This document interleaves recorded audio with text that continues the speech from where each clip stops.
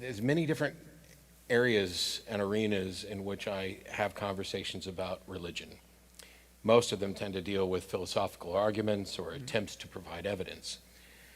But there's an area that seems to exist in many different religions, or at least the most popular ones, which I think is, I've said before that the religious concept of the soul is the single most obviously dead topic that religions could ever raise, and yet it is at the foundation of all of them. Dead as in debunked As in, by what we know about yeah, the mind? what we know about the mind, about what we know about ourselves, about identity, that there's no reason to think that anything that makes me me could or should survive death merely by looking at traumatized brains. And Right. I remember a talk years ago from V.S. Ramachandran about split brain patients and how essentially you end up with, because of epilepsy or something, you split the corpus callosum, right? Yeah. And you end up with essentially two distinct personalities that communicate independently. And in this case study that he was doing, one side, which controlled the mouth and could speak, is that right or left? Left. See? In most cases. PhD neuroscience. If you're right-handed, you're very likely you have a 95% chance that your language is on the left. If you're left-handed, it's more like 75%. But Yeah, so the left side could talk and the right side could communicate using the left arm. Yeah. And there's some people, the cases that are really startling with split brain research is where there's enough language on the right so that you get really independent records of belief and desire. And so, yeah, there was a classic case where this was actually a kid who was having grand mal seizures, was asked what he wanted to be when he grew up, and the articulate verbal left hemisphere said, I think, a draftsman, and I think these first experiments were in the early 60s, I think, and simultaneously his left hand was spelling out with letter cards, race car driver. And so this is the consequence of dividing, as you said, the corpus callosum that unites the two hemispheres of the brain. The example, the case study that he had, one side was an atheist and the other side was a Christian. Yeah. And when I first heard it, Sam and I have very, very similar views on morality. As a matter of fact, if you ever care to hear what I think about morality, you can either watch my lecture on it or you can read his book, and you'll get pretty close to the same area. But when I heard this, there was something you had said about the peculiar math with the soul when it comes to twinning, about twins being reabsorbed. And it struck me when I was listening to Ramachandran talk about this patient, that the same math applies with the soul. Did this person get two souls? Does it have two halves of soul? One of them's now damned. Yeah, one's going to go to hell, yeah. And this led to the thought of, okay, then you watch a movie like Memento, or any other good movie about damaging a brain.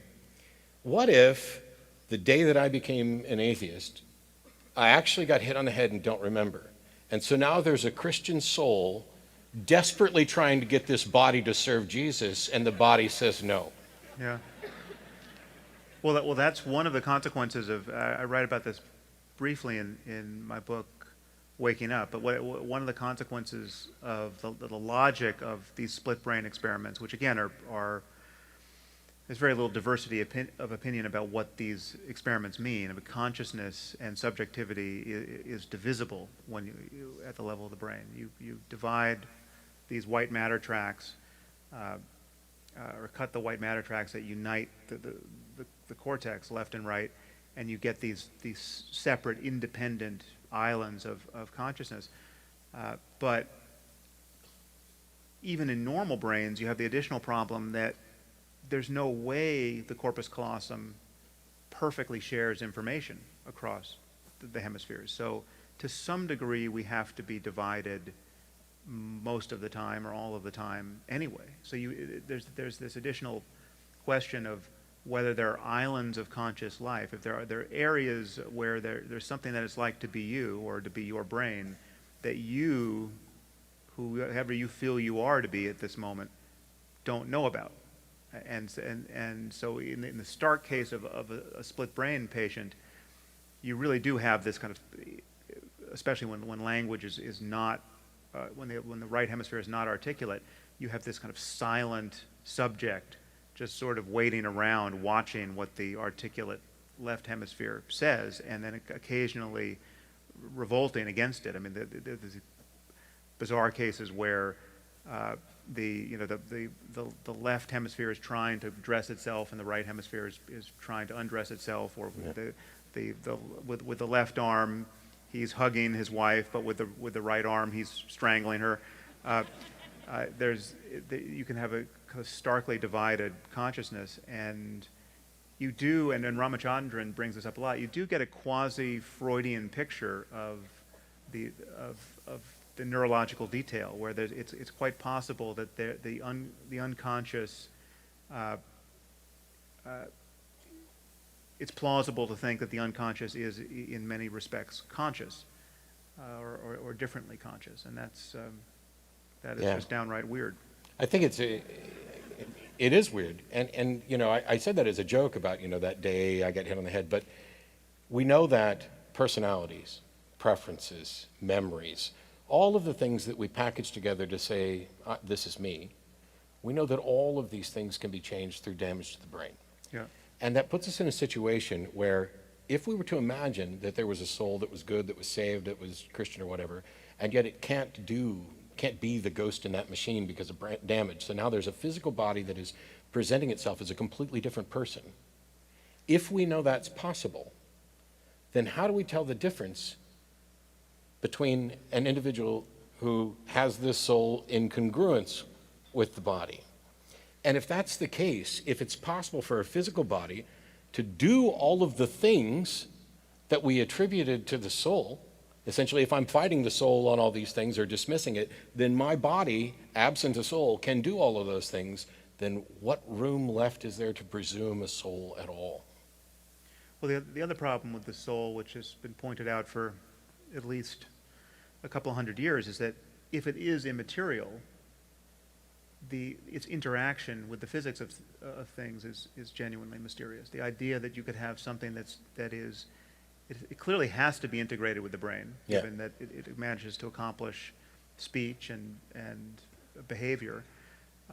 But that integration makes no sense. And as you say, this idea that you can selectively damage parts of the brain which really do lead to loss of function. You can lose your ability to recognize people, or to speak, or to